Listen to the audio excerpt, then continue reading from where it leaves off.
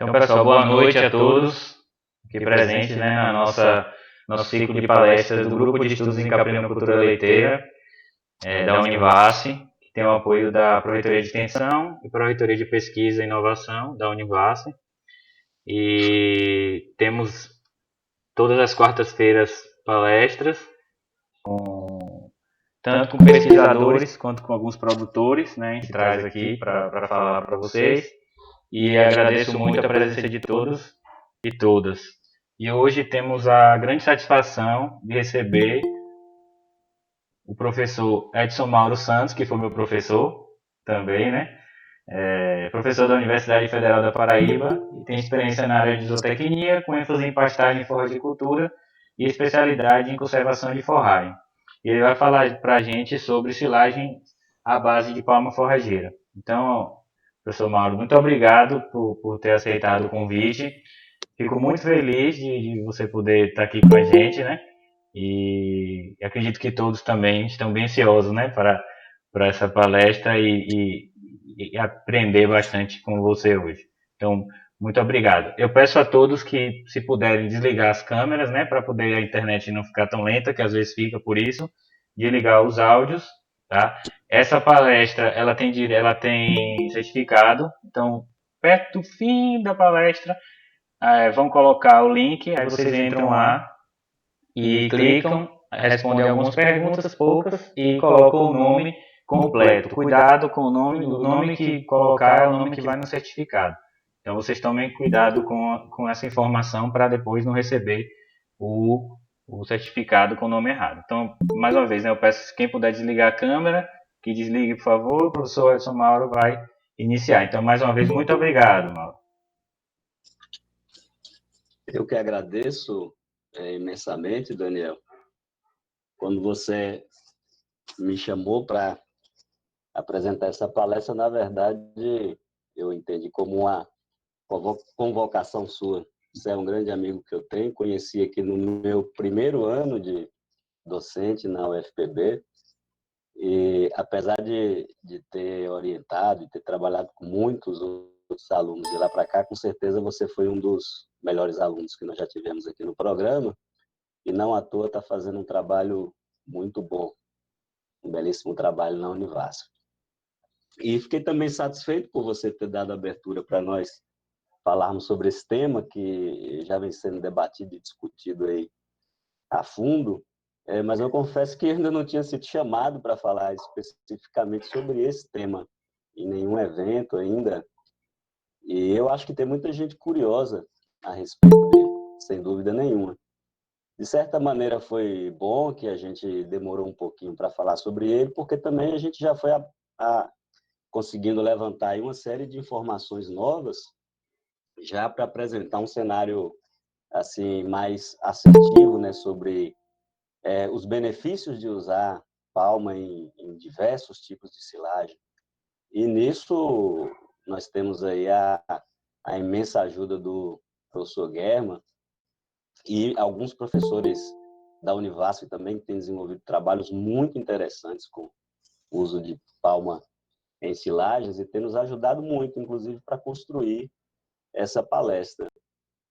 Eu quero agradecer também ao nosso grupo aqui de estudos em forragicultura, o GEF, alguns estudantes que, na verdade, eu não vou fazer nenhum agradecimento em particular, porque todos eles me ajudaram de uma maneira ou de outra a preparar essa palestra. Então, meus sinceros agradecimentos a esses que estão presentes hoje aqui na live e também aos demais que, por algum motivo, normalmente por estar trabalhando, porque na quarta-feira eu imagino que não estejam ainda bebendo, né, se divertindo, mas todos eles me ajudaram e ajudam muito na construção dessa temática aqui. Eu tentei preparar a palestra para que atendesse tanto o público técnico, o público acadêmico dos estudantes, também os produtores, que eu imagino que tem alguns aqui. Tentei enriquecer um pouquinho com ilustrações e imagens. E aquilo que não ficar claro, pessoal, vocês podem me perguntar. Como falaram aí no começo, eu sou baiano. Baiano não tem pressa, eu não tenho nenhuma mesmo. Espero não me alongar demais, porém a gente tem muita coisa para falar, porque já se estudou muito sobre esse tema. Então, se eu me alongar um pouquinho, qualquer coisa, o Daniel puxa minha orelha aí, que eu dou uma acelerada, tá, Daniel? Então, vamos ver o que nós temos aqui para trazer para vocês. Então, essa palestra ela vai estar aqui sumarizada da seguinte maneira. Eu vou fazer uma breve introdução do processo de ensilagem, mas não de uma maneira de tentar ensinar o que é ensilagem, porque isso vocês veem nas disciplinas, mas no sentido de vocês visualizarem como que seria possível, com a palma forrageira, dentro desse processo, atingir as metas principais da conservação de forragem, que é manter o seu valor nutricional, reduzindo da melhor forma possível as perdas durante a ensilagem. Aí eu vou falar um pouquinho das características específicas da palma para armazenar no silo. E aí a terceira, que é a pergunta que eu acho que os produtores têm mais interesse, mas também a academia tem esse interesse, porque pode gerar novas ideias para a pesquisa, que são os motivos para ensilar a palma forrageira. Por exemplo, nesses motivos vão ter alguns que não foram realizados experimentos até onde eu sei e que pode talvez ser uma possibilidade. Vou Mauro, trazer um rapidinho, pouquinho do processo. Pode tenta, falar. tenta fixar aí de novo a apresentação, porque alguém entrou com a apresentação e acabou empurrando a sua. Ah, tá. Aí tem que ir de novo. Não sei se tem que sair e voltar. Aqui tem retomar a apresentação. Vou ver Isso, se... é isso aí mesmo. Aí, agora vai pegar. Ok. Obrigado, desculpa aí, mano. Valeu, sem problemas.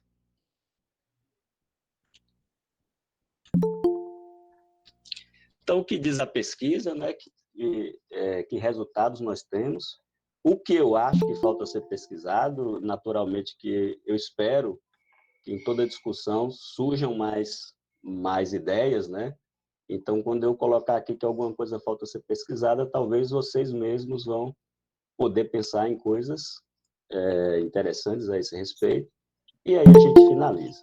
Espero que eu não me alongue demais. Então, se a gente pensar no processo de ensilagem da maneira mais simples, seria simplesmente consumo de açúcar, convertendo em ácido e reduzindo o pH da silagem. E isso é realizado por bactérias do ácido lático ou simplesmente bactérias láticas. Essa é a maneira mais simples de entender o processo. É um processo que envolve alguns grupos microbianos que nós chamamos de metabiose.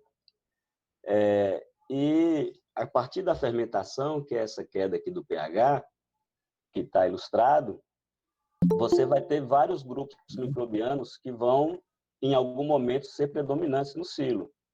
Silagens de pH mais alto vão ter ali clostridios enterobactérias, as bactérias heterofermentadoras, que produzem ácido lático e demais ácidos, estão ali no pH intermediário, e as bactérias homofermentadoras que produzem só ácido lático estão aqui. E se esse pH não cair, que hoje em dia eu digo que não é possível mais isso acontecer, nem experimentalmente, nem em fazenda. Aquela história de estragou o silo é quando o pH não cai, quando ela não fica ácida. Aí acontece fermentação por clostridios e enterobactérias e dá uma produção alta de amônia, que dá aquele cheiro apodrecido, cheiro de banheiro público, né, que a gente brinca. Isso atrapalha o consumo, o animal não consome.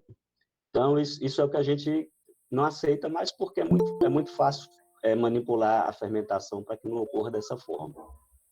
E se o pH cai muito, é um problema em muitas silagens, que tem muito açúcar, aí em vez de produzir silagem, a gente produz álcool, porque a fermentação é dominada por leveduras. Isso acontece em cana, acontece no sorgo sacarino, aquele sorgo de porte alto, e acontece com silagens que a gente coloca fruta, por exemplo, ou qualquer outra fonte de açúcar. Tá certo? Então, na verdade, não é um processo tão complicado. Hoje em dia se avalia metagenômica e tem muita coisa a se explorar, mas é muito mais fácil que o rumen, por exemplo. Aí, por isso que eu deixei a minha esposa, a professora Juliana, trabalhar com rumen e eu fui trabalhar com silagem, né? Aí eu estou expressando a minha baianidade, naturalmente. Fui trabalhar com uma coisa um pouquinho mais simples do que ela trabalha.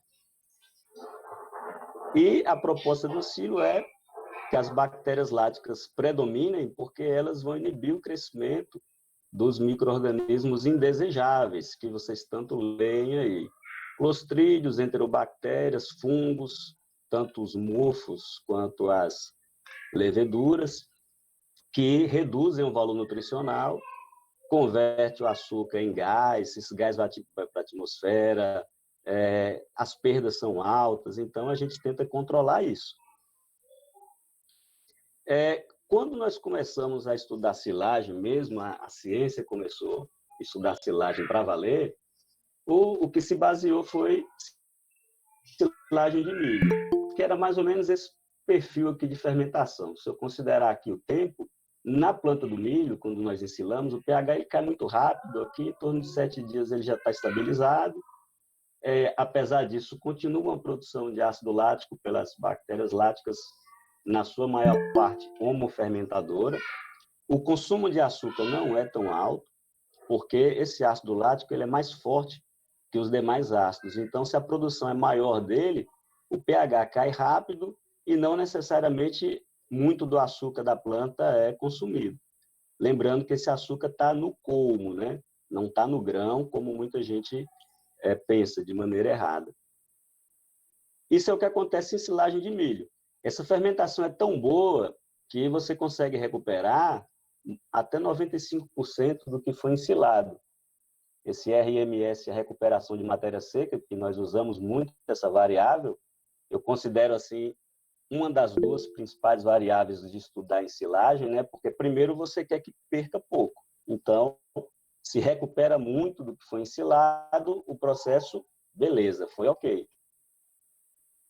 Só que aí, a silagem de milho, que parece tão boa, ela tem um problema muito crônico, que nós chamamos de instabilidade aeróbica. O que acontece? Ela é tão boa que acaba sendo quando o oxigênio entra aqui no silo, porque ácido lático e açúcar são alimentos, né, são substrato para leveduras e outros fungos. E quando nós abrimos um silo de silagem de milho e deixamos ele exposto ao oxigênio por muito tempo, essa silagem vai simplesmente mofar. E é isso que vocês vão ver nas fazendas.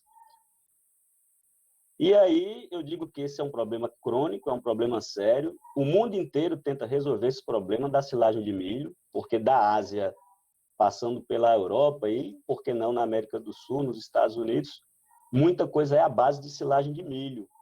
E ela é muito propensa a esse tipo de acontecimento. Aqui você não pode fornecer isso para o animal. O professor Daniel trabalha com queijo, sabe que isso aqui, se o animal consumir, vai parar no leite as toxinas dos fungos e vai contaminar quem está consumindo esse produto. Então, o que é que vocês têm que fazer? Descartar esse material. Isso é terrível, terrível mesmo. E esse aqui é um dos pontos que a gente vai colocar como vantajoso de colocar a palma no silo. Eu vou dando dicas para vocês e a gente vai chegar lá. Porque isso é uma perda inevitável, né? Jogou fora, é dinheiro jogado fora. Então, hoje em dia, considerando todos os tipos de silagem que a gente tem aqui, a silagem de milho seria essa, o pH de 3,5 a 4, basicamente lática, né, produzindo só ácido lático, porém a estabilidade aeróbica é baixa. Quando entra em contato com oxigênio, rapidinho ela esquenta. Lembrando, pessoal, a silagem não precisa mofar para ser problemática. Se tiver muito fungo ali, ainda que não está mofado, o animal reduz o consumo. Quem é fazendeiro aí sabe que às vezes a silagem esquenta, quando você abre o silo, aquela silagem quente, o animal consome bem menos do que uma silagem fria, porque ele sabe que ela está contaminada com muitos micro-organismos, então ele evita o consumo. Isso acontece muito em fazenda, e aí você não joga a silagem fora quando abre o silo, mas depois o animal não come e você acaba tendo que descartar de qualquer maneira. Então, essa silagem, por melhor que ela pareça, né, que é a silagem de milho, a gente não quer ela dessa forma. Ou a gente vai transformar a silagem de milho nessa silagem aqui, ou eu posso dizer que toda silagem que eu fizer, eu posso aceitar que ela tenha um pH um pouquinho mais alto, não tem problema nenhum do que o ideal, que é em torno de 4, e espero que, além de ácido lático, haja uma produção de ácido acético ou de outros ácidos que são antifúngicos. Esse ácido acético aqui, que é o que tem no vinagre, ele é altamente antifúngico. E aí a estabilidade aeróbica é alta. Ou seja, você vai abrir o silo, a silagem não vai esquentar, ela não vai mofar. E aí você não perde silagem em função de ter que descartar esse material, o que é um problema, né? Tanto por descarte quanto pelo fato do animal não consumir porque ela está aquecida. Se você colocar açúcar demais e o pH cai muito aqui, ela ficar alcoólica, aí já era. Porque tanto perde muito, esse álcool aqui que é fermentado, ele, infelizmente ele evapora, né? A gente pode até falar se o animal gostaria de tomar um pouquinho de álcool, mas ele não vai tomar, porque ele evapora. Isso é perdido. Muito do açúcar de uma planta é perdido se a fermentação for alcoólica. E aí a estabilidade aeróbica também é baixa, porque esses fungos aqui, leveduras, é que também vão atuar quando você expuser essa massa. Então, jogar açúcar demais, botar uma coisa com muito açúcar para o pH cair rápido, também é problema, porque a estabilidade aeróbica vai ser muito baixa. Então, nós vamos querer isso aqui, tá certo? Um pH 4 a 4,5, lático mais ácido acético, estabilidade aeróbica alta. É uma dica também, quando a gente coloca palma no silo, a gente se aproxima muito disso aqui. Eu vou explicar com números depois para vocês. E em ambas as fases vai alterar o valor nutritivo, tanto na fermentação quanto na exposição ao ar. O problema antigamente era estudado só a fermentação. Hoje em dia a gente preocupa muito com isso aqui. O mundo inteiro procura um inoculante perfeito que coloca em silagem de milho e quando abrir o silo ela não mofa. Mas, infelizmente, muitos dos inoculantes não funcionam, ou porque o próprio inoculante não funciona, ou a forma como ele é aplicado é inapropriada. E aí é muito difícil de controlar isso só com inoculante. E, pelo menos aqui nas nossas condições, a palma está ajudando a gente a resolver esse problema. Por isso que eu estou parando um pouquinho aqui nessa tabela, tá? Para vocês entenderem muito esse problema e nós estamos resolvendo ele, na maioria das vezes, colocando palma no silo. Então, o que nós queremos hoje, que eu chamo de um padrão alternativo de fermentação, que não é exatamente igual a da silagem de milho, que eu tenho aqui um consumo de açúcar maior, não tem problema, esse açúcar cair de 7, 8, 10% para 4%, aí eu tenho ainda uma elevada produção de ácido lático, mas de alguma maneira que, para ter esse pH, que não necessariamente é 4, também há uma produção considerável de ácido acético. Aqui é que é o pulo do gato. Esse ácido acético é antifúngico e faz com que a silagem não mofe quando tem muito ácido acético no silo. Aí a gente acaba perdendo um pouquinho mais de nutrientes, mas a gente fica satisfeito aqui, como a vaquinha está satisfeita. Se a recuperação de matéria seca for maior que 90%, já valeu. Vocês vão ver que como vocês fazem silagem quando os preços de tudo estão mais barato, se recuperar 90% está bom demais. Mas que essa silagem não mofe, que a estabilidade aeróbica seja alta. E aí surge uma pergunta: é possível isso com silagens à base de palma? Aí eu respondo, para algumas silagens, quando você coloca palma no silo, esse problema ele acaba sendo resolvido. Ela, por si só, cria essa condição aqui de gerar um pouco mais de ácido acético, mesmo que perca um pouquinho mais de matéria seca, porém, a estabilidade aeróbica dessas silagens ela é elevada. Não é qualquer palma, não é qualquer mistura, então a gente tem que estudar muito ainda para ter uma receita para cada tipo de forragem. Mas em cada experimento que a gente faz, a gente consegue descobrir uma mistura que fermenta bem e que não mofa, e que a gente deixa lá 7, 10 dias exposta ao ar e ela não esquenta. Eu vou mostrar alguns gráficos aqui para vocês verem. E se isso acontecer, do ponto de vista de ensilar, eu resolvi a questão. Fermentei bem, ou razoavelmente bem, né, nesse padrão alternativo aqui, e tem uma recuperação de matéria seca boa, aceitável, porém eu não vou jogar a silagem fora, essa silagem não vai mofar no coxo, que é um problema pouco estudado e que existe, ela fica de um dia para o outro no coxo, tá? Às vezes ela mofa, às vezes ela esquenta, então é isso aqui que a gente quer, tá, pessoal? Então o que eu vou mostrar do que já deu certo colocando palma no silo é baseado principalmente nesse slide aqui. Quando eu alcanço isso, eu digo ok, aí passo aí para a Germa, na Embrapa, testar, não é Germa? Germa, durante um tempo, ficou... Rapaz, a gente começou a botar palma no silo, tem muita gente que estava estressada, aí Germa começou a ficar estressado também. Aí eu falei, Germa, vamos continuar os estudos, vamos ver até onde é que a gente chega aí, porque pode ter coisa interessante. E às vezes alguém me chamou até de doido, mas eu falei, eu estou com um cara conceituado aqui do Nordeste inteiro, que é Germa, então eu não estou sozinho, né? Ou como diz a música, tô doido, mas feliz. Aí convenci Guerra a entrar nessa jornada comigo aí e a gente vai tocando. Uma coisa que era para eu falar no início da palestra e não falei, tem um egresso nosso, de estudante lá da UFPB, Messias, eu não sei se ele está aí ainda, eu nem pensava em que podia usar palma no silo, não. Ele estava fazendo a disciplina minha lá na pós e falou, professor, e se eu colocar a palma no silo, será que melhora? Aí eu falei, não sei, você quer fazer um experimento? Ele era orientado de Germa na ocasião, e aí fez o primeiro experimento nosso lá, com palma ensilada, misturada com farelo de trigo, ureia, ele até publicou esse artigo, e a partir daí a gente viu essa possibilidade, mas assim, tentativa e erro, né?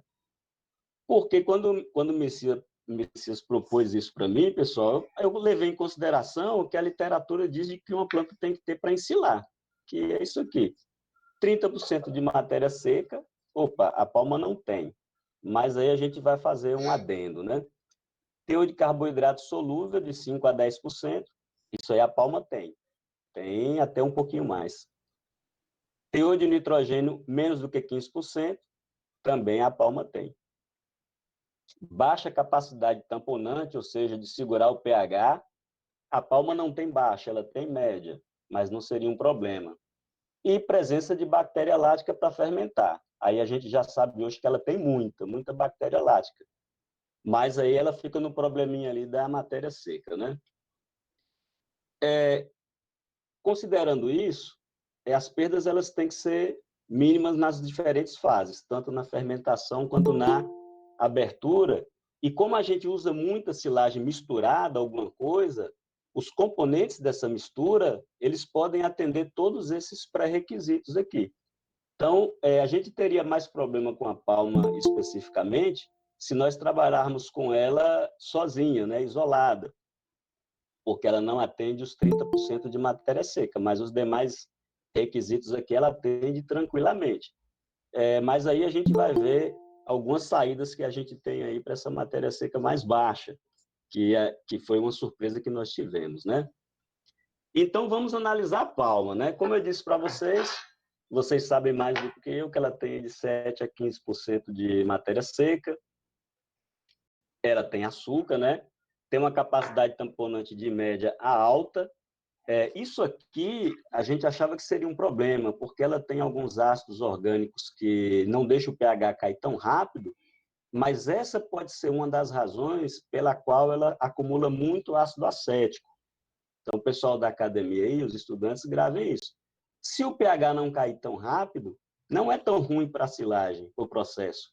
Porque vocês lembram daquela primeira figura que no pH mais intermediário tem muita bactéria heterofermentadora, que produz ácido lático e ácido acético. Então, uma das razões que a gente acha que ela tem essa forte ação antifúngica aqui é que os pHs de silagem à base de palma, eles não caem tão rápido e permitem uma produção alta de ácido acético. Todos os trabalhos que nós avaliamos têm muito ácido acético no silo quando a gente coloca palma. E isso explica, talvez, porque ela não morfe. Mas eu acredito, isso requer estudos, que tenham outras substâncias da própria planta que tenham essa ação antifúngica também, porque é muito forte, ela evita mesmo que o silos mofe, e tem essa bendita aqui da mucilagem, que esse gel que vocês estão vendo aqui, ele também ajuda a controlar fungo, e vocês bastam ver a imagem, porque essa mucilagem ela ocupa os espaços dentro do silo e ajuda a expulsar o oxigênio. Então, fica um material mais bem compactado, né, melhor compactado, e com pouco oxigênio no silo. Isso ajuda também essa explicação, porque ela é antifúngica. Com relação à matéria seca, se ela fosse ensilada sozinha, eu diria que aqui acima de 10, perto de 15, ela pode ser ensilada sozinha sem problema nenhum, porque aqui o problema para a fermentação não é o teor de umidade, e sim a atividade de água. Para quem é aí da academia, para os estudantes, é a água livre, né? E essa mucilagem aqui, ela não deixa a água livre. Então, só vamos ter problema mesmo de ensilar a palma sozinha se a umidade for baixa. Se a matéria seca for muito baixa, porque a planta ainda não construiu, ainda não compôs essa mucilagem aqui na sua composição. Ela tem água, não é mucilagem. E aí, quando você coloca no silo, aquela coisa muito úmida, com pouco açúcar, é uma show de bola para levedura, para enterobactérias, produz muito gás. E eu vi imagem aí na internet de silagem, silo com palma explodindo, e aí é porque ensilou ela sozinha e com a umidade muito alta. Então, eu acho que isso é o resumo de por que é possível usar, e aí a gente vai ver agora quando a gente pode colocar palma, que tipo de silo, que tipo de planta, o que a gente sabe, né? Porque a gente não sabe tudo. Certamente aí vão ter outras ideias e outras opiniões a esse respeito que a gente pode debater sem problema nenhum. Então, essa aqui é uma foto de uma ração contendo glicídia, palma e concentrado, e a gente não vê fungo em lugar nenhum. Ela não esquenta, a gente deixa aqui 7 dias, 10 dias, ela não esquenta. Então, esse aqui é o resultado quando a gente contempla aquelas características, né, que a planta precisa para ensilar. Que a gente fala planta, mas pode falar massa ensilada, né? Então, que motivos nós teríamos, então, para ensilar a palma forrageira? Vamos lá. Uma coisa que eventualmente pode acontecer, se você tiver com dificuldade muito grande de controlar praga, por exemplo, e essas pragas elas atuarem mais nos cladóides mais jovens e você precisaria tirar esses cladóides ali para não contaminar o restante do palmal, se for possível colocar ela e armazenar no silo, eu acredito que essas cochonilhas aí, por exemplo, elas morreriam de asfixia dentro de um ambiente anaeróbio, né, sem oxigênio, controlaria a praga e depois ficaria mais fácil controlar os cladóides restantes ali, que são menores, e talvez obter êxito. Isso não foi feito, fica só como por isso que eu disse, fica só como uma possibilidade. Eu não lembro de alguém ter tomado essa decisão para controle de pragas, mas se um dia acontecer numa fazenda, em vez de jogar a palma fora, queimar, enterrar, como muita gente fez na cochonilha do carmim, talvez podia, pelo menos, ter ensilado esse material para usar no futuro, né? Mesmo que fosse renovar o palmal. Aproveitamento do excedente. Isso é uma coisa que muita gente me questiona. Ah, mas tem excedente de palma? Nem sempre vai ter, mas em algumas fazendas tem sim. Eu visito algumas fazendas que o cara tem um palmal lá que já está com 3 anos de idade e ele não precisou usar, está chovendo bem, está produzindo bem o pasto, ele tem muita silagem, e ele deixa lá como se fosse um banco de forragem. Aí vocês sabem que a palma tem um crescimento lento, de até 2 anos ela continua crescendo rápido, um pouquinho mais rápido. De 2 para 3 ela vai diminuindo e assim ela vai parando de crescer. Pode ser uma possibilidade, isso também não foi estudado em nível de pesquisa, eu acho que quem tiver interesse é uma boa, né, para investigar isso. Esses cladóides poderiam ser colhidos e ensilados, e aquele palmal que não tinha destino para ser usado fica armazenado no silo ali, e você tem uma nova rebrotação para aumentar a produção, o rendimento da fazenda, né? Estimular a emissão de novos cladóides, e dessa maneira você ganhar, aquela está guardada no silo, você corta para vir uma nova produção aí. É o conceito de produção por área, parecido com o que se aplica para a gramínea também, uma capineira. Se você não colher, ela não rebrota. É um conceito meio parecido. Mas isso, como a palma vai crescendo bem até os 2 anos, isso se aplica mais para palmas um pouco mais velhas, palmais mais velhos, que o cara, porque não precisou usar, ele está ali despreocupado, então é uma possibilidade de ele aumentar a produção dele. Aí o Fleme lançou esse conceito aqui de palma sanfona, não vai ser para todas as regiões, tem muita região que ela permanece bem na seca, mas aqui eu aproveitei que eu ia dar essa palestra, peguei essa foto aqui no Cariri da Paraíba, e a gente já vê palmais dessa forma, né?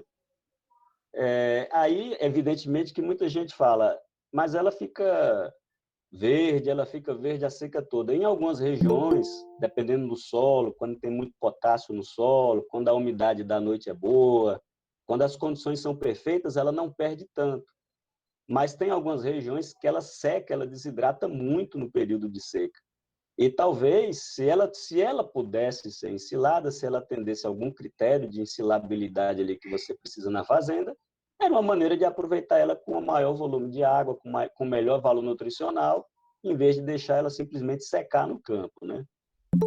Então, são possibilidades. Eu não estou querendo colocar aqui nenhuma regra para que seja seguida à risca, né?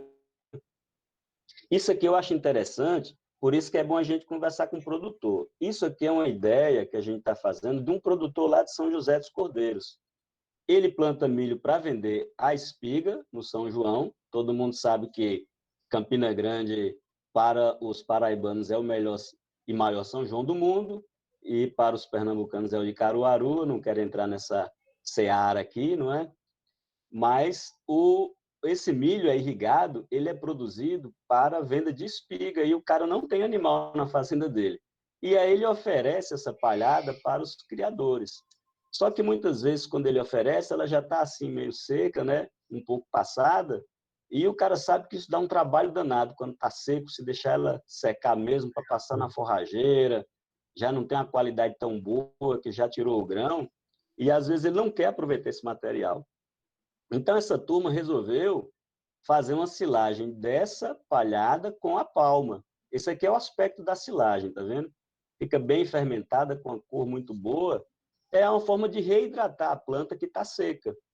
Se você ensilar essa planta aqui sem nada, ela vai mofar todinha, porque não vai conseguir compactar, está muito seco, e quem tenta fazer isso acaba mofando todo o silo. Então, é isso aqui que eles fazem, tá vendo? Eles vão triturar a palhada, tritura a palma e vai misturando tudo lá no silo. E o resultado é esse aqui. É uma silagem bem fermentada e aproveitando bem esse material. E passou a ser interessante lá. Eles tem produtor que compra num custo bem barato, como volumoso. Ele tem palma, mistura na palma, e isso aí está armazenado lá no silo. Serve para qualquer outra cultura que passar do ponto. Como aconteceu com um ex-orientado de Guerma, que é o Ítalo, lá na propriedade dele, ou que ele dá assistência, eu não me lembro, senhor do Bonfim, eles tinham um milho meio passado do ponto. Depois eu puxei a orelha dele, porque a forrageira dele estava muito mal regulada. Vocês vão ver aqui o tamanho da partícula, o que é ruim para ele, né? Mas se ele teve a ideia, ele ligou para mim e falou: se eu colocar a palma nesse milho passado aqui, será que funciona? Aí eu respondi para ele: se sua matéria seca está alta, você vai ter dificuldade, coloca a palma que você vai molhar esse material, vai botar açúcar ali, ela deve fermentar bem. Quando ele abriu o silo, ele me mandou a foto. Como eu disse para você, está aqui o tamanho de partícula bem grande, né? Ele levou um puxão de orelha por causa disso, mas ele abriu o silo e eu perguntei: cadê o mofo? Porque isso aqui é silagem de milho. Se ele tivesse ensilado ela assim, dessa forma, sem a palma, eu diria para vocês que teria mofado. E diria mais, se ele tivesse feito com inoculante, também teria mofado, porque uma das formas do inoculante funcionar bem é você compactar bem o silo, para ele não brigar com fungo. E aqui não tem mofo. Aí ele me mandou essa foto, olha só o tamanho de partícula. A compactação seria muito ruim. Então, o que acontece? A palma ela age aqui como se fosse um agente agregador mesmo de partícula, e esse material que seria mal compactado, ele acaba compactando bem, ela libera açúcar, é fermentado isso aqui, e fica essa silagem. Só não está bonita porque a partícula está grande, mas em termos de fermentação, não tem fungo e a cor está muito boa, né? E depois ele me mandou a foto, alguns meses depois, falando, meu palmal já está grande de novo. Quando tiver que fazer silagem mista, por algum problema, eu misturo com a palma. Aí tem uma pergunta que eu não sei responder, que estão me fazendo. Será que se eu pegar o milho, mesmo no ponto de ensilar, e colocar um pouquinho de palma, eu vou controlar esse risco de mofar que toda silagem de milho tem? Será que se eu fizer com sorgo? Eu respondo, eu acredito que sim. Com sorgo, não fiz com milho, mas para quem trabalha com milho, aqui em região que tem palma também, seria um bom aditivo para silagem de milho, né? Já que o problema de silagem de milho, no início da apresentação eu disse para vocês, é problema de fungo. Pode ser um casamento perfeito, né, que Germa fez aí na Embrapa, é ensilar leguminosa com palma. Leguminosa não tem açúcar, é só o problema dela. Tem a proteína muito alta. Proteína alta no silo é um problema porque vira amônia. Amônia é o que dá aquele cheiro lá de banheiro público que evita que o animal consuma a silagem. Quando você coloca a palma, que tem menos proteína do que a glericídia, bem menos, o que a princípio é um problema, mas nesse caso não é, e que tem açúcar, que a glericídia não tem, você tem uma fermentação quase que perfeita. E quando você bota meio a meio ali, palma com glericídia, vocês vão ver que os resultados são fantásticos. Então, eu estou mostrando as fotos primeiro, depois eu vou mostrar os resultados para vocês. Aí está uma das misturas, né, muito bem fermentada mesmo. Então, se você quer fazer silagem de glericídia isolada, que dá para fazer, eu sei disso, mas se quiser melhorar muito a qualidade dela, o desempenho animal, se você fizer com a palma, certamente vai ficar bem melhor. E tem alguns sistemas que são consorciados. Isso aqui é lá no INSA, muitos produtores estão replicando isso nas fazendas, e Joverg, né, que é meu parceiro lá no INSA, ele me procurou e falou, os produtores querem saber o que fazer com a glericídia, porque ela ensilar sozinha não é muito bom, se não ensilar ela no período seco as folhas caem. Aí eu sugeri para eles, faça misturado com a palma que vai dar certo. E eles já estão fazendo essa silagem mista de glericídia com a palma forrageira.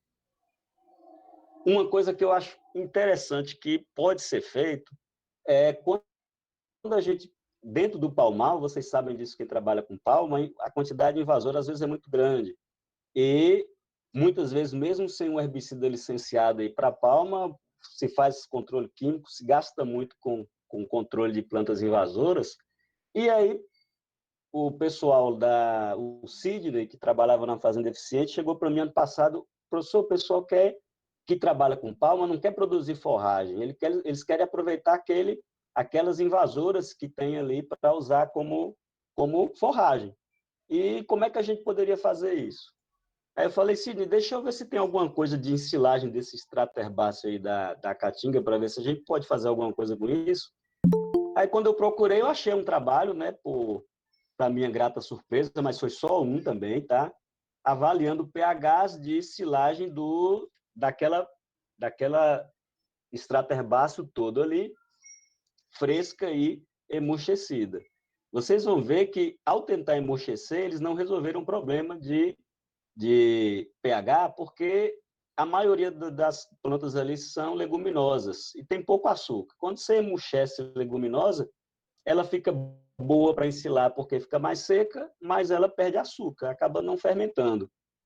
E os pHs não ficam tão bons.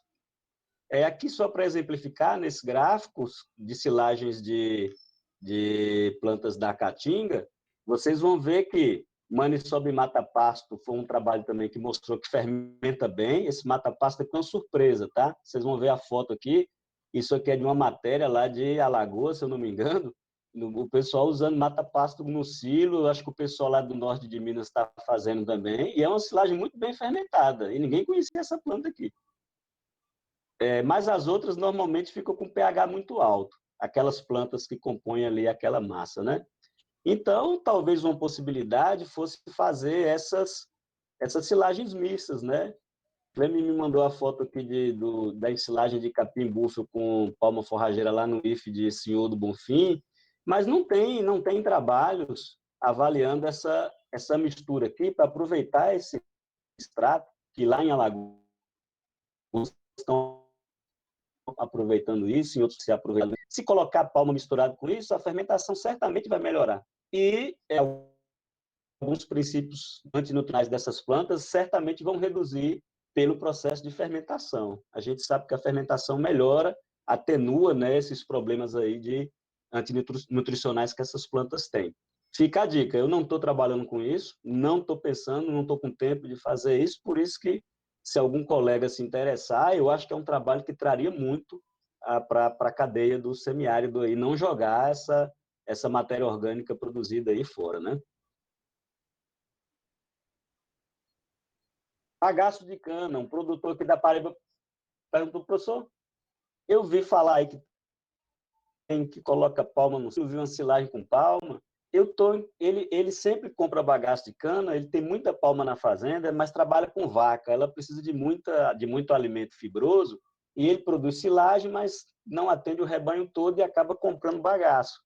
Só que ele compra bagaço de um preço no início do período seco e ele vai subindo 10%, 20%, 30%, vai ficando cada vez mais caro com o passar do período seco. Aí ele teve a ideia de ensilar o bagaço de cana com a palma forrageira. Eu, antes de pensar em fazer o experimento, o professor Mário da Univasf já fez um experimento. E vocês podem ver na foto aí que a silagem fica muito bem fermentada. Então, o cara pode comprar o bagaço todo no início da seca, jogar no silo. Se jogasse sozinho, ele não ia ficar compactado, ia produzir muito álcool, né? Muita levedura. Parece que quando você joga a palma ali, dá uma controlada boa nas leveduras, né? Que é o papel dela no silo, e isso parece que fica bem. Mas eu não fiz essa pesquisa, né? Aí vocês teriam que perguntar para o professor Mário, mas o resultado dele aqui parece que fica uma coisa muito interessante. Utilizar alguns subprodutos que são secos ou que têm valor antinutricional, como aqui o resíduo da uva, que foi feito um trabalho aí na Univasf com dados muito interessantes que eu vou mostrar daqui a pouco, com a palma misturada nesse resíduo aí para umedecer ele e permitir guardar ele no silo e não precisar, por exemplo, guardar ele seco em galpões. Então, você armazena no silo e eu acredito, isso tem que ser estudado, que a fermentação dá uma melhoradinha nesse material também aí, principalmente no que se refere a tanino. Daniel, que trabalha com tanino, a gente vê, Daniel, que tanino no silo, não sei se você já ouviu falar, ele controla muito a ocorrência de leveduras, de fungo. Então, tanino para silagem é uma coisa muito interessante. Ele é um manipulador de silagem, já tem muitos trabalhos mostrando isso. E explica muitas vezes porque plantas com alto tanino são bem fermentadas. Então, fica a dica, né? Pode ser uma boa. O aspecto da silagem aí pelas fotos, vocês veem que é muito bom, e esse material fica armazenado para usar no futuro. Se for comprar, que todo subproduto acaba virando produto com o tempo e vai ser vendido mesmo, você compra quando tiver mais barato, e se não tiver onde guardar, mistura com um pouco de palma e guarda isso aí em saco para usar depois. Ensilagem do milho grão. Aí você pergunta, professor, por que ensila milho grão? Aí eu respondo, muita gente no Brasil está fazendo para comprar muito milho quando ele está barato e guardar esse milho seco vai dar caruncho, ele não tem onde guardar isso, aí o pessoal molha ele com água e ensila ele. E vocês vão ver aqui que o milho do Brasil, que é esse aqui da direita, ele tem um aproveitamento ruminal menor do que o milho americano, que é esse aqui da esquerda. Então, para melhorar isso aqui, o pessoal tritura o milho, joga água e tem um pouco de açúcar aqui, não é muito, mas tem um pouco aqui no grão. Isso aqui vai fermentar e vai melhorar essa degradação desse amido, melhorando nutricionalmente esse milho e ainda armazenando em silo, que é melhor do que armazenar em galpão. Isso é o que o pessoal faz. Como Germa não gosta de colocar água, de gastar água com isso, aí a gente está pensando em fazer isso com a palma. E tem vários colegas no Nordeste testando isso. Esse efeito benéfico da água, mas não a água de açude, a água da de quem fornece água em cada estado, mas a própria palma umedecendo isso aí, né? Que é o aspecto que fica aqui. Tem a palma misturada com grão, ela vai fermentar, é uma fermentação melhor e mais fermentada do que se fermentar com água, porque a palma também fornece açúcar, né, para essa mistura aqui. E aí eu posso comprar o grão quando ele é mais barato de uma só vez e guardar no silo. E isso é produtor que está fazendo aqui na Paraíba. E ele falou, professor, foi bom porque eu comprava o milho, eu comprava R$ 54, já no início, assim, no final do período de chuva, se eu fosse comprar agora, estava R$ 75. Então, ele estava satisfeito que guardou o milho dele no silo, né, e comprou quando estava mais barato. Também fica a dica, né, para alguns lugares isso pode não valer porque talvez não oscile o preço do milho, mas nessa condição aqui, sim. E aí como a gente já pode misturar grão, né? A gente pegou um conceito que já vinha sendo trabalhado lá no sul, sudeste. O pessoal está pegando todos os ingredientes da ração, isso usando milho, usando sorgo, usando cana e ensilando tudo junto por uma questão operacional, para reduzir custo depois com fornecer esses ingredientes todos, misturar todo dia, em misturador. Então, isso aqui é uma coisa que a gente está inventando, já tem sido feito no sul-sudeste com uma quantidade assim de fazendas muito grande que ensilam a sua ração toda para comprar ingrediente mais barato, ganhar em custo operacional, e isso tem sido uma tecnologia muito aceita, como a gente tem a palma aqui, acaba podendo colocar palma, capim, concentrado, tudo junto. Os meninos colocaram até a ureia aqui, não tem problema, porque desde que a proteína não fique maior que 15%, não vai estragar o silo, né? E fica esse material aqui muito bem fermentado e sem mofo. É muito raro a gente abrir um silo desse de laboratório, por exemplo, e não ter uma plaquinha de mofo no fundo ou embaixo dele, e a palma aí milagrosamente corta de alguma maneira os fungos aí no silo. Para esse sistema integrado, que o pessoal do INSA me procurou, eu disse, vamos então colocar na ração deles, como tem a glicerina que tem uma proteína muito alta, usou pouquinho de soja, ou quase nada, eu nem sei se usou soja mesmo aqui, aí a professora Juliana fez uma ração com palma, glicídia, esse concentrado, e ficou essa ração aqui. Essa foto a gente divulga bastante ela, e o cara colheu a glicídia dele toda, colheu só um pouco do palmal, porque na proporção da ração aqui, ele colhe a glicídia todinha e não sai devastando o palmal dele, bota um pouquinho de concentrado e a ração está formulada. Quando precisar confinar algum animal, é só fornecer. E o que diz a pesquisa? Vamos dar uma viajada aí com alguns dados que a gente já tem, que os colegas têm também, né? Vamos explorar os dados dele e vamos ver se esses motivos que eu expus aqui fazem algum sentido ou não. Silagem exclusiva de palma. Como eu disse para vocês, se eu tivesse uma fazenda, eu tivesse um palmal mais maduro, né, mais antigo, e que por alguma razão não precisei usar, eu cortaria ele e ensilaria para que ele pudesse rebrotar e eu conseguisse produzir um pouco mais. Uma orientada minha ensilou uma silagem dessa, palma gigante, perto de completar 3 anos de idade, né, no iníciozinho do período seco, e achou um monte de bactéria lática interessante dentro dessa silagem. Uma fermentação muito lática, mas também com ácido acético, como a gente está vendo aqui.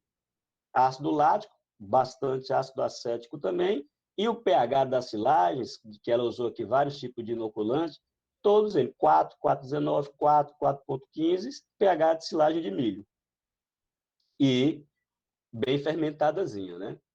Aí, para a gente ver se isso aí era bom, a gente teve a seguinte ideia: vamos comparar isso com a silagem da palma com a palma. Aí a professora Juliana propôs o seguinte estudo: vamos fazer 4 rações.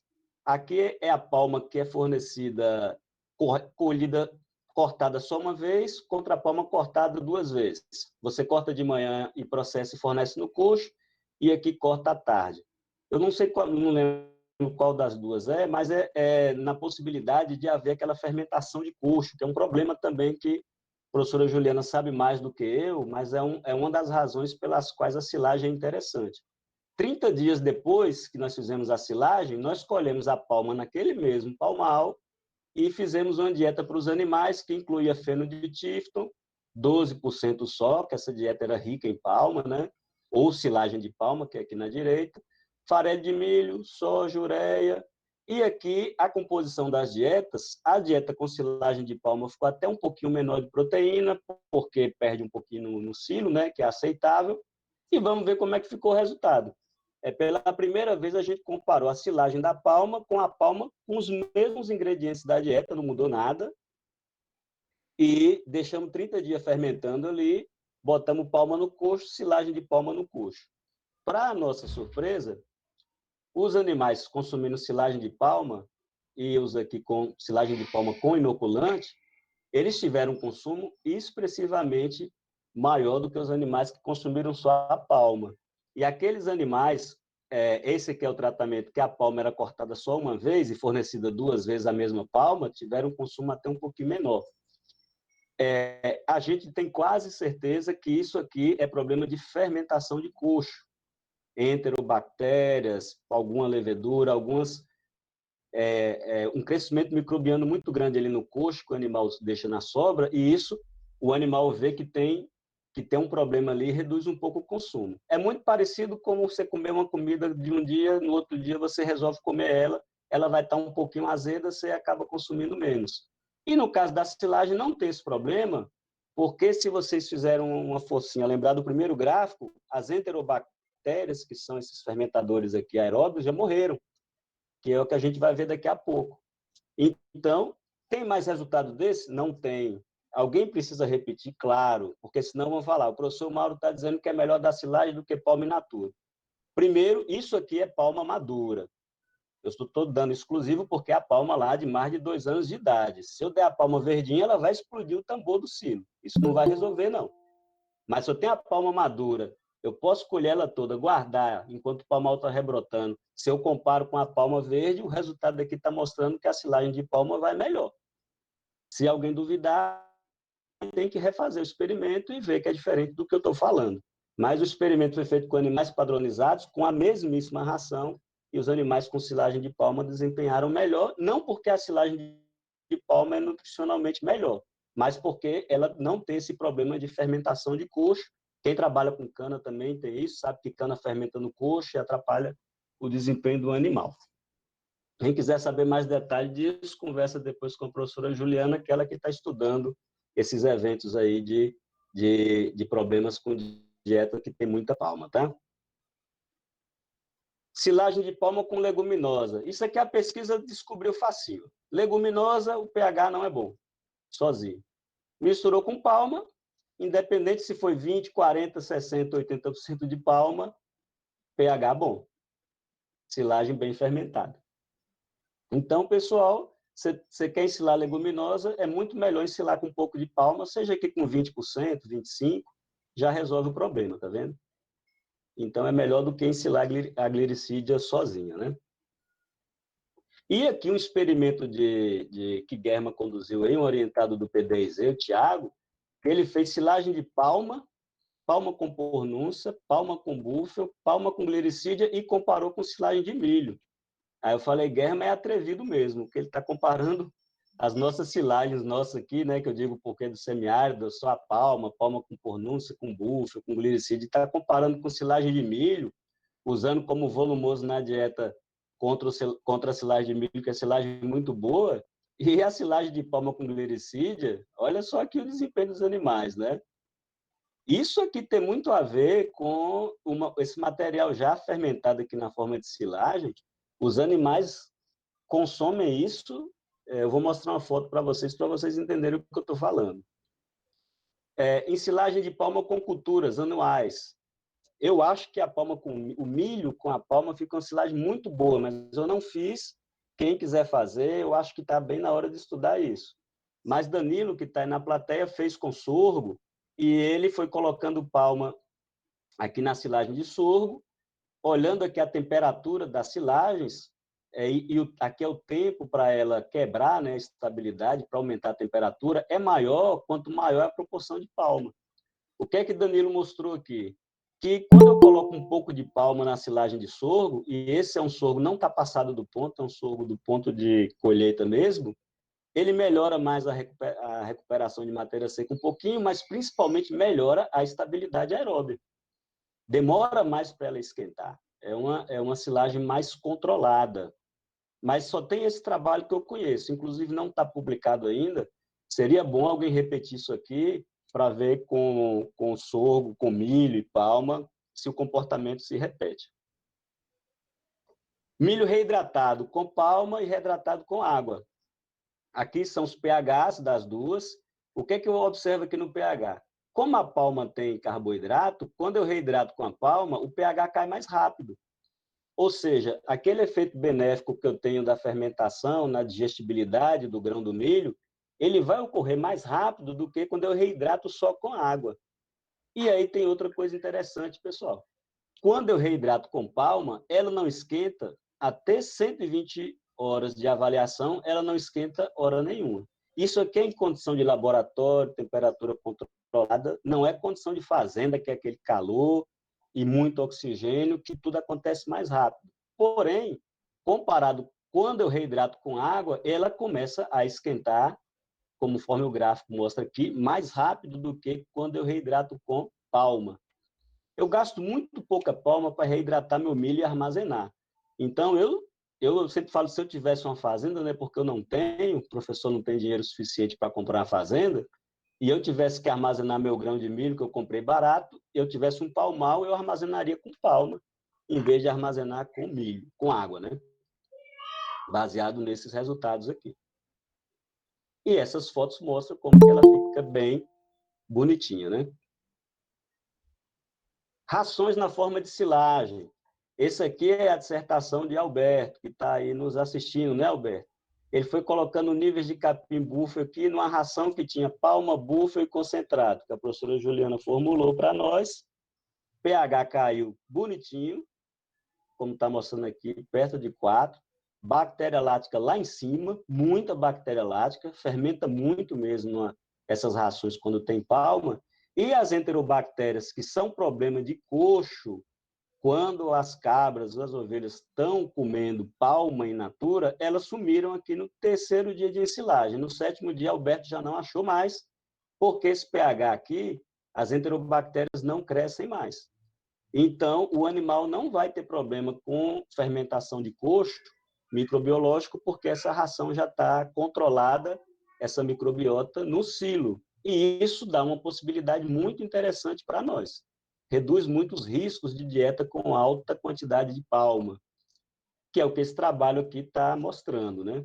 Então, mínimas perdas de matéria seca, estabilidade aeróbica alta, essa silagem não mofou. O que eu falei para vocês aqui, ó, tem muito ácido lático, mas também tem muito ácido acético. Isso aqui precisa ser melhor estudado. Fleme aí que está animado pode estudar isso, viu, Fleme?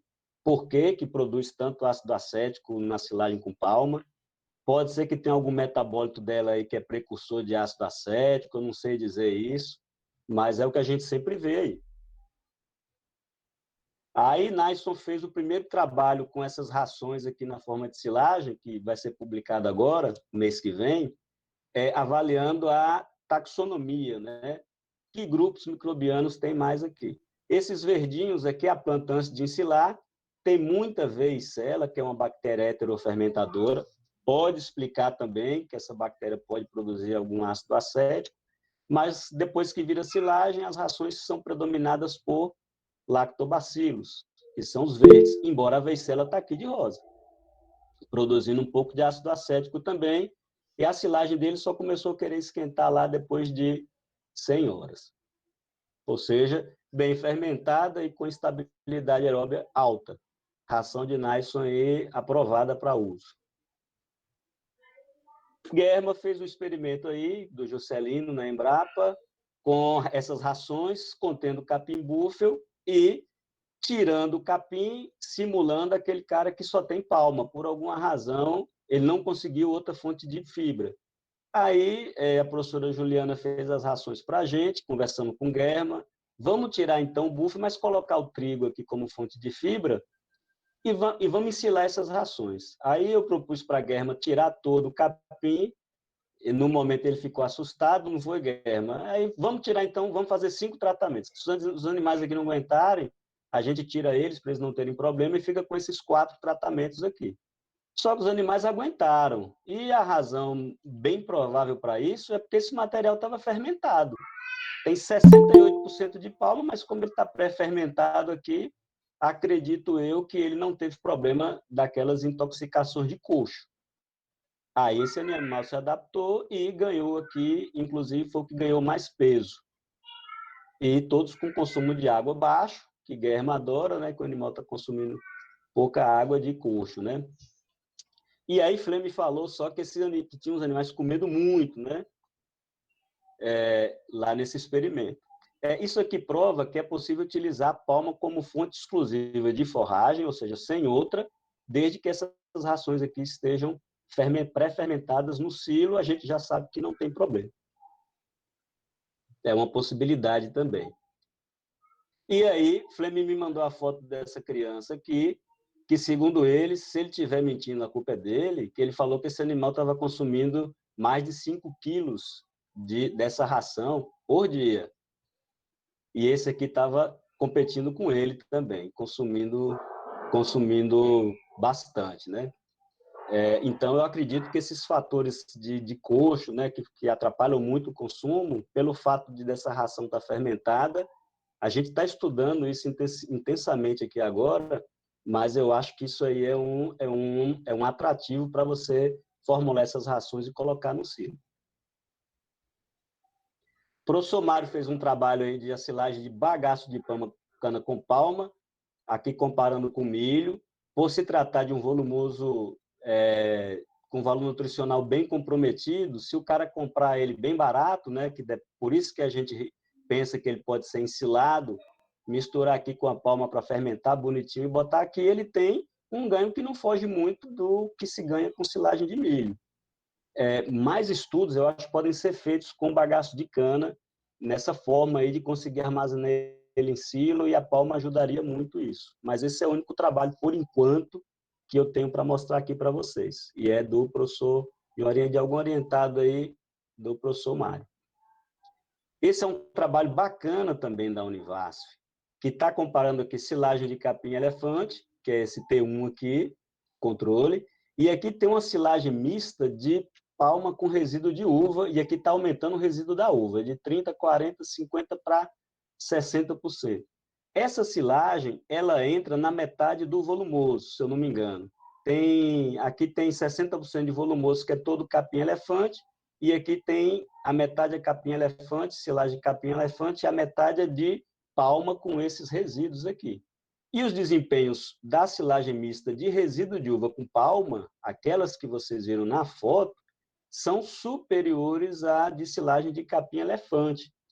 Se esse resíduo de uva for bem barato, e se o cara tiver palma para misturar com ele e guardar no silo, eu acho uma excelente oportunidade também.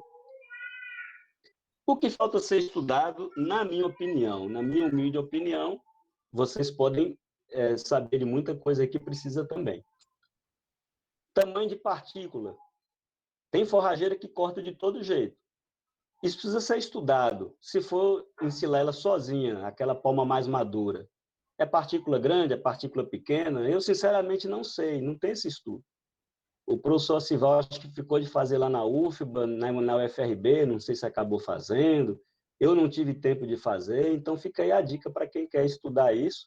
Eu acho que é importante estudar. Como se estudou para capim, se estudar para palma também. Momento de ensilar. Se eu ensilar a palma verdinha, sem nada, colocar num tambor, ela vai explodir. Isso aí é uma coisa que eu já sei. Mas, assim, qual a idade mínima para ensilar? Eu não sei dizer. Para ensilar ela pura, eu digo, ó, mais de 2 anos para frente aí, pelo menos com uns 13, 14% de matéria seca, eu sei que não vai ter problema nenhum. E, inclusive, a gente tem silagem de palma exclusiva lá, 2 anos que ficou fechada, quando abrimos, estava lá amarelinha ainda. Mas palma nova, assim, eu não sei dizer. Onde ensilar? Isso aqui é em São José dos Cordeiros. Olha a ideia de um produtor lá que é vinculado à nossa equipe. Ele falou, rapaz, essas silagens, eu vou fazer um silo que eu consigo botar elas aqui para não ensilar mais em tambor, em saco. Ele fez essas lajotas aqui, que é menos da metade do preço de tijolo, e está fazendo o silo de trincheira dele com esse material. Aqui a palhada de milho, que eles ensilaram lá, eles até colocaram aqui umas plantas mortas embaixo, que na segunda vez eles não vão colocar, que não precisa, né? É melhor colocar aqui uma palhada triturada ou um bagaço. E misturou isso com palma, ficou essa silagem bonita aqui, de palha de milho com palma, compactada no pé. E o interessante é que quando mistura esse milho com palma, ela compacta mais fácil, então não precisa nem ficar passando carro, trator aqui para compactar. E a foto mostra para vocês, está vendo como ela está bem compactadazinha e foi compactada pisoteando. Ensilagem do extrato herbáceo. Não tem isso estudado, misturado com a palma. Quando ensila sozinho, nem sempre ele vira uma silagem boa, mas eu acredito que se vocês ensilarem isso aí, botar um pouquinho de palma, vai resolver também. Ensilhagem de palhadas ou culturas fora do prazo, a gente está fazendo em nível de fazenda já, sem pesquisa, qual o nível de palma utilizar, que fermenta melhor, que conserva melhor, também não foi feito, né? Ensilagem de outros resíduos, um produtor chegou e eu quero ensilar feijão hidratado, igual ensila milho hidratado, porque o feijão, não sei se vocês sabem, é a metade do preço do milho e tem mais proteína que o milho, e não sei, tem uns fatores antinutricionais aqui, talvez a silagem conserta isso. Ele fez um silo na fazenda dele, desse feijão triturado com palma, ficou muito bem fermentado.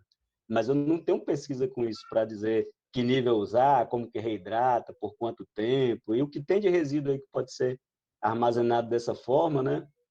Aí fica a dica para estudo. Resposta cabras. O professor Daniel falou, o que é que você tem com cabra? Eu tenho um trabalho da tese de Naison, mas ele ainda não está com os dados trabalhados com essa ração aqui, na forma de silagem, que as cabras foram muito bem consumindo essa ração, mas eu não achei resultado de desempenho com bovinos também, o que mais tem é com ovino, né? Então tem uma possibilidade de estudos muito grande aí para os colegas que ainda não estão trabalhando com isso e que, como a gente acha que seja possível aproveitar esse material.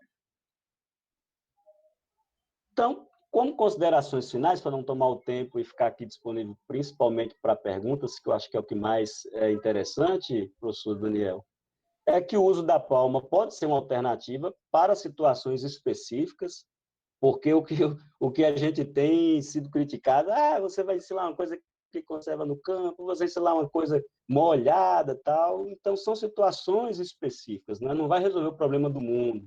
Então, tem muita coisa que pode ser aproveitada, assim.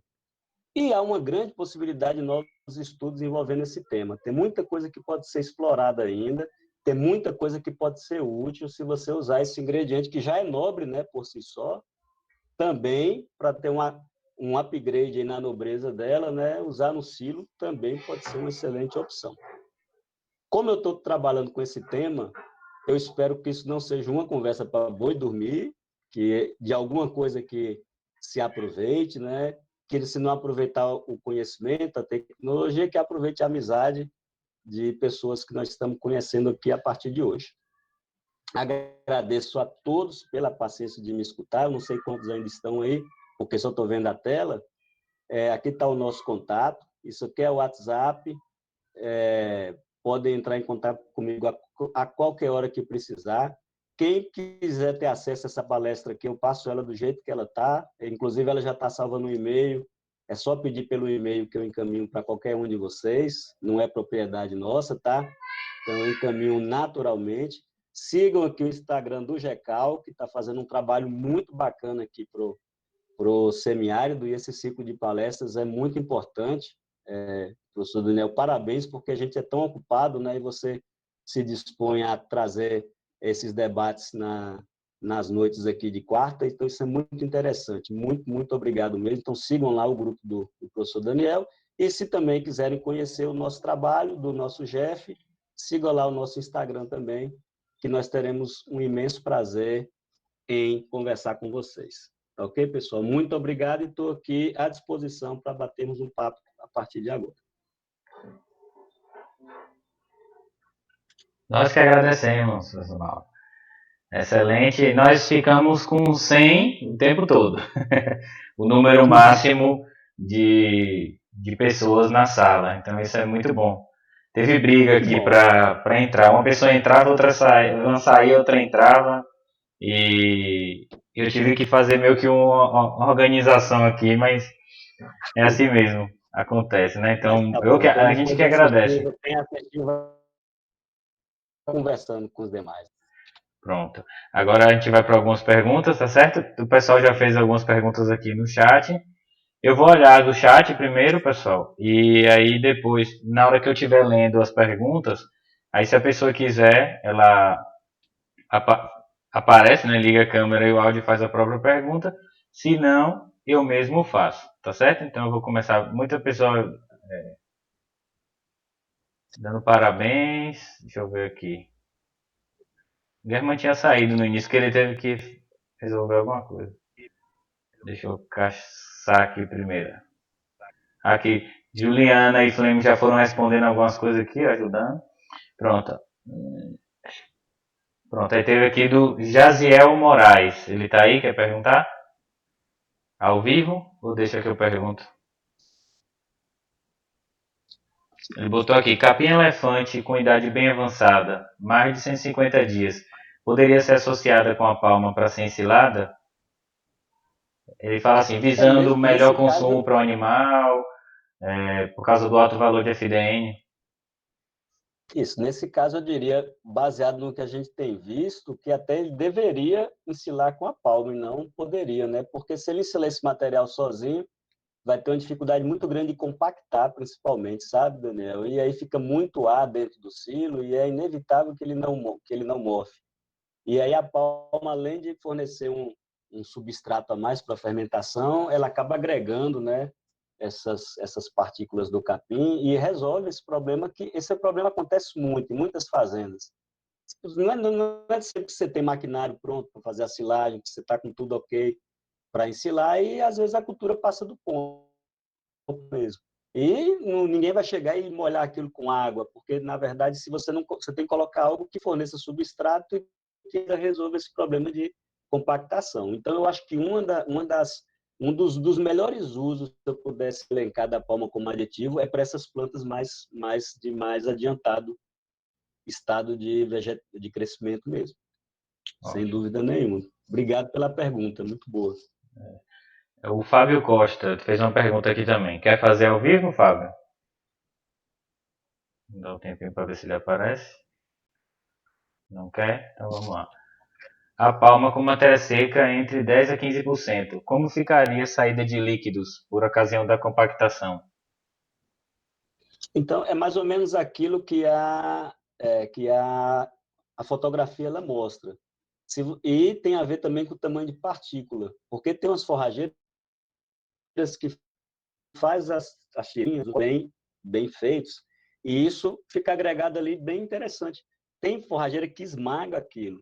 O que Flame tem visto aí, que Flame faz mais silagem com palma do que eu, é que quando ela está com a matéria seca mais alta, com aquela mucilagem bem gelatinosa, mesmo quando esmaga ela, ela fermenta bem.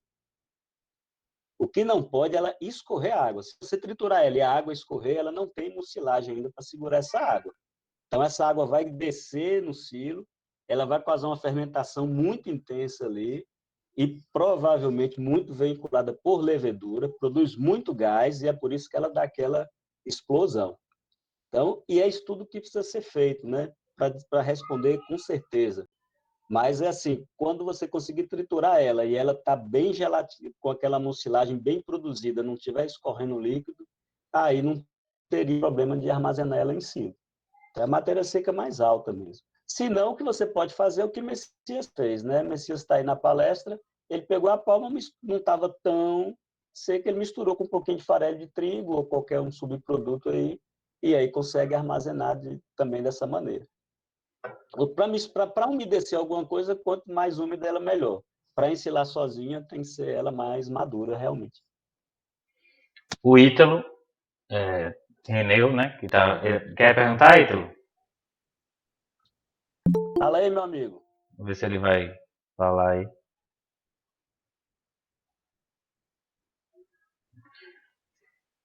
Ele perguntou assim, se a estabilidade da silagem de milho melhora muito. Não foi não. Melhora muito quando mista com palma. Fica bem melhor. A nível de campo. Por quê? Está querendo saber por que que acontece isso, né? Você falou um pouco na apresentação, mas É, ele, ele aqui me mandou aquelas fotos lá da silagem de milho, e aquela silagem dele, se não tivesse com palma, realmente ela estaria totalmente mofada. Aí, porque ela melhora, a gente tem aquelas especulações, né? É, esses ácidos e sais que a palma tem, me parece que ela vai fermentando no silo, mas o pH não tem como o milho, rapidamente. Ele vai caindo um pouquinho mais devagar, e uma semana que ele fica ali caindo, ele permite que as bactérias heterofermentadoras que estão na própria planta produzam ácido acético, porque realmente ela tem um pouquinho mais de ácido acético. Isso é uma teoria. Associado a isso, a mucilagem da palma agrega as partículas da planta e expulsa o oxigênio. Então, tem menos ocorrência de mofo em função da própria anaerobiose maior. E uma terceira teoria é que alguns desses metabólitos da palma aí já sejam por si antifúngicos também. Mas se você perguntar o que eu sei disso, eu diria nada, porque a gente não consegue estudar tudo. Então, eu gostaria muito que alguém se interessasse em ver que tipo de substância da própria planta teria essa ação antifúngica também, né? Para explicar esse bom resultado, que ele faz isso na fazenda e ele vê realmente que funciona. E, na verdade, eu nem tenho estudo com isso. Eu uso as fotos dele para mostrar que funciona. Precisa até um estudo para mostrar a proporção ideal, que deve misturar na planta do milho, e que eu não estou fazendo, então, se algum colega quisesse fazer esse estudo, seria bem bacana. aí tem a pergunta do Gilderlândio. Ele pergunta assim, já sabem o tempo de estabilidade da silagem de palma? O tempo máximo? Eu não sei, acho que ele não está falando da palma pura, né? Deve estar falando. Ela fechada no silo, né? Essa é É. uma pergunta que é feita para todas as culturas e isso não é estudado para nenhuma cultura, porque as dissertações, os alunos de mestrado duram 2 anos na academia, do doutorado 3. Então, se o cara for estudar a um longo prazo, às vezes não dá tempo. O que é que a gente faz? Como a gente não consegue fazer dissertação, a gente sempre deixa um silo ou dois de sobra lá no laboratório para responder exatamente essas perguntas. Quando tudo dá certo no silo, as silagens com palma nossa, nós já abrimos até com 2 anos, e aí eu apresento isso em aula, né? Eu abro o silo lá na aula, silagem de ração dura isso, mas aí cada detalhe tem que ser consultado. Não é qualquer ração, tem que ser a ração com a matéria seca certa, com a proporção certa, ela dura bastante. E a própria silagem exclusiva de palma, naquele trabalho da Juliana que eu mostrei com os pHs, com inoculante, a gente também abriu com 2 anos e ela ainda estava estável. Porque como eu não tenho tempo de fazer a pesquisa, e essa pergunta sempre surge, a gente vai dando essa resposta por experiência própria. Mas, se o fazer hoje com grande quantidade vai deixar 2, 3 anos, sempre quando você não tem resultados dessa magnitude, é melhor não arriscar, porque, querendo ou não, é investimento que você está fazendo ali na fazenda. Mas ela é bem estável também, as que a gente vê, desde que a fermentação tenha sido boa. Porque se for ruim, aí ela vai apodrecer com o tempo. Aí tem uma pergunta da Milena, que ela botou assim, já tem estudo, a provocação que eu lhe fiz, né? Já tem estudo avaliando se a alteração no leite dos animais, né, com a silagem de palma. Olha, eu acho que isso aí daria um estudo sensacional. E é engraçado, Daniel, que a gente publicou recentemente um artigo com a silagem de palma com os efeitos na carcaça bastante interessantes, principalmente na parte de lipídio, né? Mas com leite, eu acho que alguma alteração que a ensilagem provoca na planta certamente vai afetar o leite, mas eu diria que eu não achei nada, eu fiz uma busca para ver o que estão pesquisando aí afora, e vocês teriam mais condições de responder isso ao começar esses estudos, né, do que eu tenho nesse momento. Eu acredito que altera, porque você transforma muito ali de açúcar natural da planta em ácido lático, acético, que já é muito comum no rume, mas os outros açúcares não. Eu também não sei aquele resultado de maior consumo da silagem em relação à palma, não sei se tem a ver com essa conversão também de substrato em ácido. A gente sabe que tem um problema mais microbiano de coxo, porém, tem coisa da própria planta que essas alterações precisam ser investigadas. Então, primeiro o produtor precisa entender que isso é viável, né? E quando for viável, eu acho que aí a gente da pesquisa tem que para conhecer e explorar isso melhor, né? Mas realmente a gente não tem esses resultados ainda. E aí eu falei até com o Daniel mais cedo brincando, fica a dica, né? Para Não, vocês trabalharem com isso. esses dados para animal leiteiro é muito interessante, porque ele tem uma conexão muito mais, vamos dizer assim, rápida e direta do rumen com a glândula mamária, né? Do que às vezes o animal de corte, que ainda vai pelo Sim, fígado e tem outras rotas. até microbiológico, Daniel. Se consumir uma silagem mofada, vai para o leite, cara, não é? Isso. Diretamente. Se comer uma silagem rica em E. coli, o cara manipular ali, vai para o leite também, né? Então, esse problema com animais leiteiros, o cuidado tem que ser 3 ou 4 vezes ou 1000 vezes maior do que quando trabalha em confinamento para corte. Isso aí, olha, vocês se quiserem seguir essa linha, tem um universo grande para explorar, porque os efeitos são mais marcantes até no É. produto. Tem uma pergunta para o professor Zanin, não sei se ele quer perguntar, se ele quer ligar a câmera e perguntar. Fala aí, Goiano. Será que ele está aí ainda?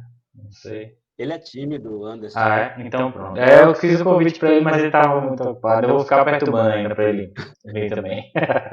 É, ele botou parabéns pela palestra. A picadeira usada para gramíneas forrageiras gera alguma limitação para a aplicagem da palma? Ou os empresários poderiam promover uma picadeira específica para palma? Acredito que para silagem. Que pergunta boa, hein? Parece que ele combinou comigo, mas não foi não. Porque, Anderson, quando o pessoal usa ensiladeira de capim, o cara tem que fazer uma fatiada antes na palma, e isso aí atrasa um pouco o processo. Mas tem já no mercado, um cunhado meu lá da minha cidade comprou uma bem baratinha que você joga o cladóide inteiro, inclusive ela é usada para triturar tronco de bananeira e tudo, e aí ela não esmaga, ela vai cortando cubos ou folhas. E elaboremos muito boa, só para picar palma, que serve tanto para o judô, a nossa linha de pensa de ensilar a palma, porque eles têm uma máquina que funciona maravilhosamente bem e ela produz vários tamanhos de partícula, inclusive. Por isso que eu falei que a gente ainda não estudou tamanho de partícula, que é uma coisa que é importantíssima em qualquer ensilagem. Eu não tive tempo de estudar isso, gostaria que o colega estudasse. Porque essa máquina ela dá 8 tamanhos de partícula diferentes. Ela tem a variação na largura da partícula e no comprimento, se você dependendo de como você coloca a lâmina. Depois vocês podem pesquisar no site lá da Laboremos, picadora de palma, fatiadora, que vocês vão ver que sai uma maravilha esse material, né? Mas dá para fazer com forrageira convencional com essa limitação e que tem que fazer primeiro cortar o cladóide pelo menos ao meio para ela passar melhor na forrageira.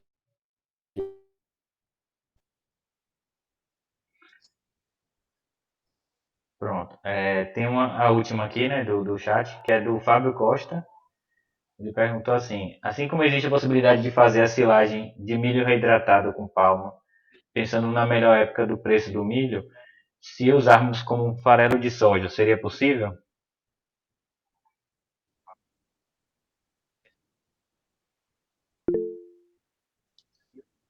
Escutou? O farelo de soja, Fábio,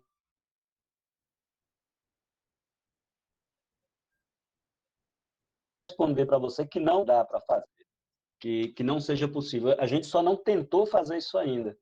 Como a proteína da soja é muito alta, pode ser que ela dê uma quebra grande na proteína ali e o pH da silagem não caia. Mas assim, eu não sei te responder. Com feijão, por exemplo, que tem a metade da proteína da soja, a gente viu que ele fermentou muito bem, com aqueles grãos de feijão. Com a soja, nós não testamos ainda.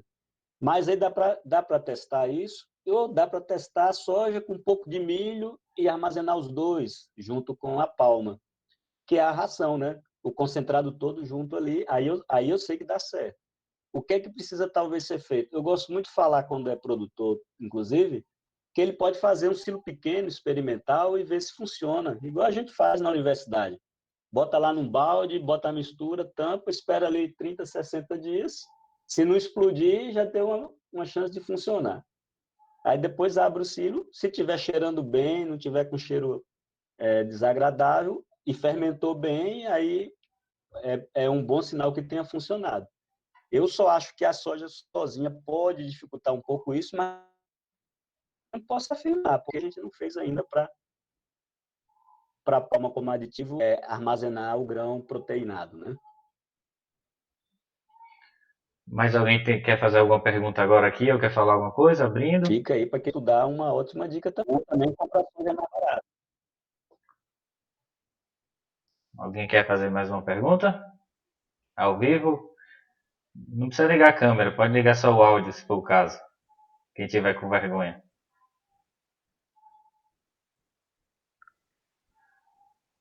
Fizeram uma pergunta pelo chat. O povo tem Tem vergonha. uma pergunta aí do José Elson. Consegue Não ler tem aí? problema, não.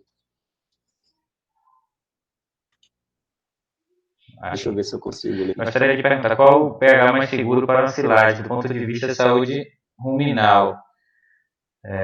Porque silagens muito ácidas não poderiam causar uma acidose, uma desbiose ruminal? Uma desbiose, né? Acidose não, uma desbiose ruminal. Essa pergunta muito boa, viu, José Elson? Porque isso aí já é algo muito estudado para outras silagens, né? O grande modelo assim da gente entender o que acontece no rumen é a própria silagem de cana. Essa discussão em sila, bota palma no silo ou não, isso aí teve com cana muito forte, Daniel, na década de 90 ali. Ah, isso lá cana, vira álcool, perde, é ácida demais.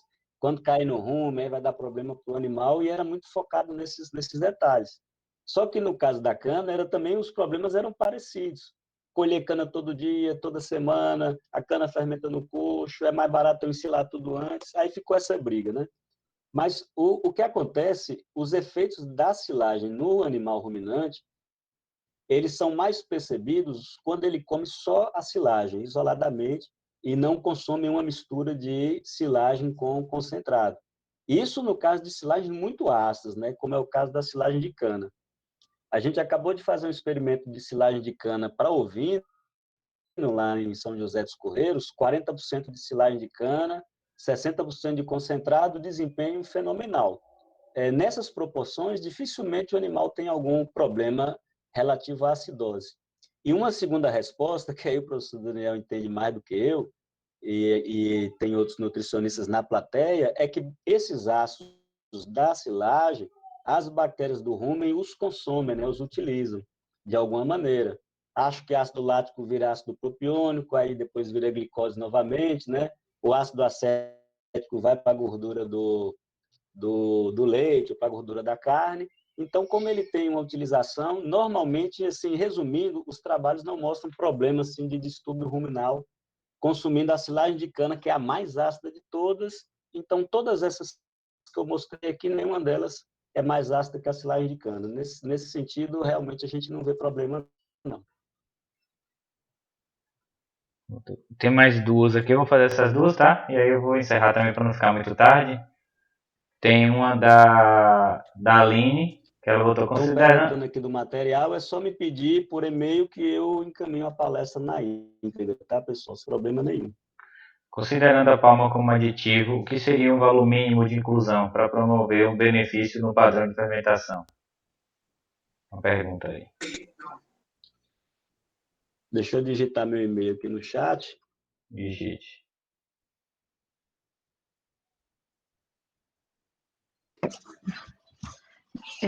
Professor Daniel, abaixo do Josielson tem uma pergunta da Aline. É porque eu acho que não saiu meu áudio, né? Porque cortou aqui meu áudio. Cortou um pouco. Quer dizer, cortou tudo, né? Que não saiu. Da Aline foi considerando a palma como aditivo, o que seria um valor mínimo de inclusão para promover o benefício do padrão de fermentação? No caso, a pergunta. Obrigado, Aí é Juliano. que entra.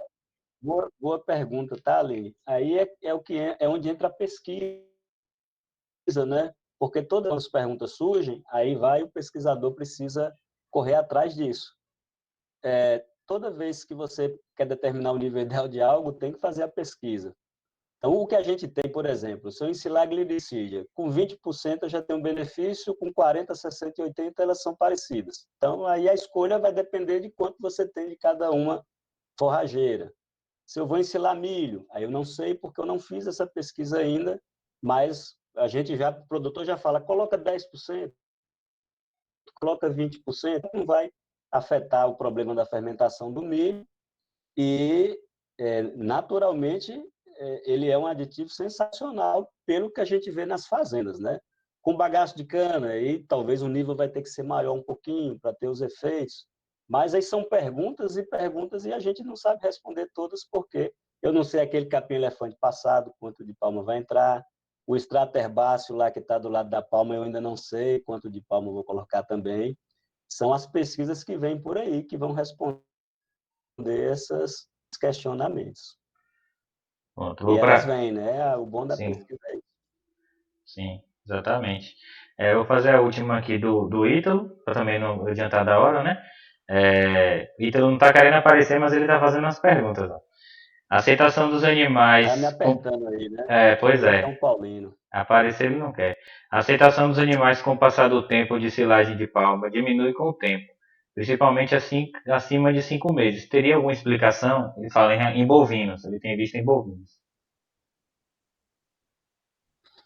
Isso é uma pergunta interessante, Ídolo, mas assim, eu vou ser bem sincero, eu não saberia explicar por que aconteceu, se isso aconteceu devido realmente à presença da silagem, se a dieta ela está ficando inadequada para o animal porque ele está crescendo, né? Tem essa questão também, ele vai mudando a exigência nutricional dele, mas assim, saber se vai ter alguma alteração ruminal, eu acho difícil porque o animal que já está acostumado a consumir palma, quando ele passa da palma para comer a silagem, o que ele está diminuindo ali basicamente é deixando de consumir um pouco de açúcar para consumir ácido lático e outros tipos de ácido. Eu não sei, por exemplo, se isso aconteceria com todas as silagens, porque normalmente não tem estudo dessa natureza, não é, Daniel?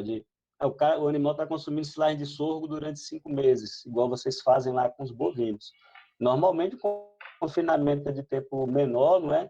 E a gente não sabe se ao consumir silagem no longo prazo, o que afeta ali em nível ruminal para isso. Então, uma coisa aí para você estudar, já que você está observando no campo, né? Eu vou propor isso pode ser um tema de estudo bastante interessante também. Quanto tempo, né, o rumen do animal ali consegue consumir silagem, né? Independente se é de palma ou de outra forrageira, mas é algo assim que eu não tenho explicação de cabeça, não. Se alguém aí da palestra tiver e quiser dar opinião, a gente aceita, se tiver alguma inferência, né, a esse respeito. E por comparação, né, de animal leiteiro com animal de corte, né, ou então um reprodutor que fica mais tempo recebendo aquela dieta, né? Às vezes ocorre mesmo alguma redução de consumo, às vezes adaptação e aquele efeito que tinha antes não volta. A gente costuma ver isso muito na composição, às vezes nem na quantidade do leite ou da carne, né? O animal muda, não na carne não, né? Mas no leite no caso, ele muda com o passar do tempo, né? Só que é difícil, como você falou, em experimentos de mestrado e doutorado é muito difícil a gente conseguir fazer um experimento desse durante muito tempo, né, para analisar. Mas olha que coisa interessante para estudar, né? Já pensou? Porque o animal pode, sei lá, pode enjoar, ou pode do alimento, ele pode ficar de saco cheio, sei lá, mas alguma coisa pode estar acontecendo ali no rumen dele, porque teve uma pergunta antes aí, esses ácidos no rumen. A gente não vê problema porque vê os estudos, mas normalmente o cara usa silagem em confinamento, mesmo para vaca de leite, não usa o ano inteiro, boa parte do tempo ela pasteja, né? Então, realmente é difícil a gente afirmar assim, né? Opinar. Sim. E diz que pesquisa não serve, é tanta coisa que você precisa saber, não é? Sim, é.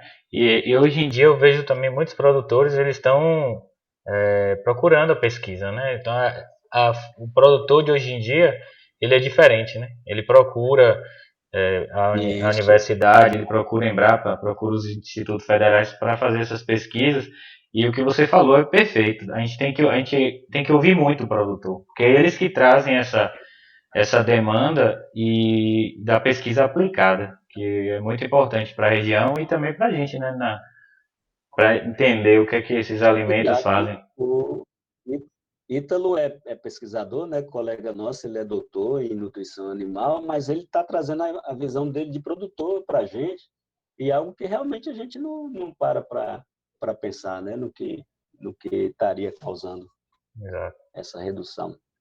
por aí mesmo. Pronto, professor Mauro, muito obrigado mais uma vez, tá? Eu agradeço mais uma vez a sua disponibilidade nesse horário. Você e Juliana estando aí também, né? Depois, quando vocês voltarem, acho que a casa vai estar pegando fogo aí, porque os dois estão assistindo. Provavelmente. Nossos meninos são muito quietinhos, graças a Deus. Oh, Deus benza. Né? Se fosse aqui em casa, já estava pegando fogo, certeza. Mais ou menos. Né? Pois é. E mais uma vez agradecer vocês e agradecer a todos os presentes aqui, que estão aqui, tá, pessoal? Muito obrigado. Lembrando que semana que vem a nossa palestra vai ser na terça, porque a nossa palestra é internacional. A gente vai ter um palestrante de Nova York, que ele vai falar sobre a profissão dele lá, ele é responsável por preparar os queijos, né, lá em Nova York, de algumas queijarias lá.